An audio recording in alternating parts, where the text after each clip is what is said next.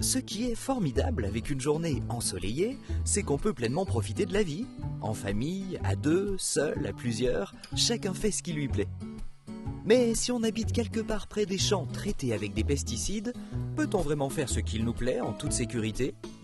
Car dès qu'il y a du vent qui vient des champs venant d'être traités par des pesticides, c'est embêtant, très embêtant, surtout quand ça souffle un peu trop fort.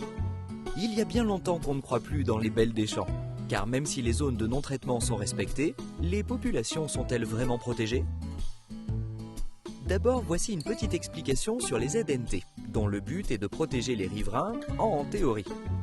Les ZNT sont fixés en se basant sur les résultats d'une évaluation des risques. Pour estimer l'exposition des riverains à 3, 5 ou 10 mètres avec un modèle, puis comparer cette valeur à une valeur sanitaire jugée sûre pour la santé des riverains. Cette méthode est conduite pour chaque substance prise séparément. Mais il existe des failles importantes au niveau de l'évaluation de l'exposition et des dangers.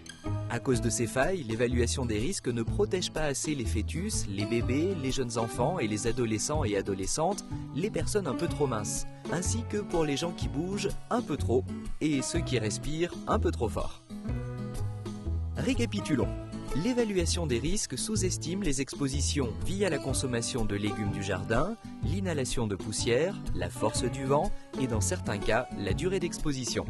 En plus, le risque est sous-estimé pour toute personne de plus de 14 ans qui pèse moins que 60 kg, les bébés de moins de 1 an, les sportifs.